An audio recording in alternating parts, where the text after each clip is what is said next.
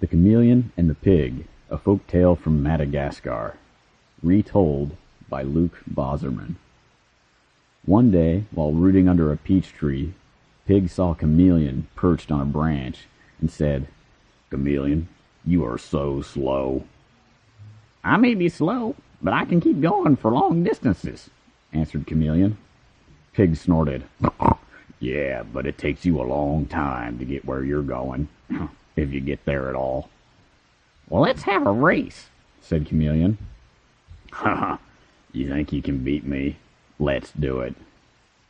"What will be the punishment for the loser?" asked Chameleon. "I don't know," said Pig. "How about whoever loses has to roll around in the mud?" said Chameleon. At that time, pigs didn't like to roll around in the mud. "Deal," said Pig. "Whoever makes it to that guava tree on the far side of the rice paddy wins. I'll count to 3 and we'll start running. 1, 2, 3, go!" And off went Pig.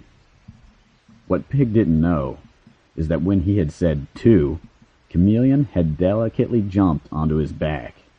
Pig ran as fast as he could, but just before he made it to the guava tree, Chameleon leapt off of his back and onto a branch.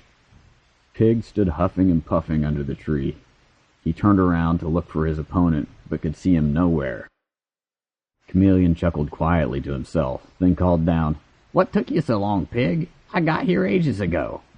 Pig looked up into the guava tree and couldn't believe what he saw. "What? That's impossible. Let's race again. From here back to the peach tree. 1, 2, 3, go!"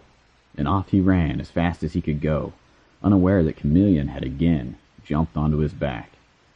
Just before they reached the peach tree, Chameleon sprang off of Pig's back and onto a branch. Pig touched the trunk of the tree with his snout and spun around to look for Chameleon, panting. "Phew!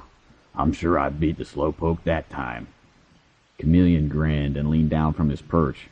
"I was wondering when you'd get here. I've eaten 4 flies while I was waiting on you." Pig knew he had been beat, so he waddled over to a muddy spot in the rice paddy, huffing and puffing the whole way. He laid down in the mud and began to wallow around. "Oh my," he said, "this feels wonderful after a race." And from that day forward, pigs have always enjoyed rolling in the mud.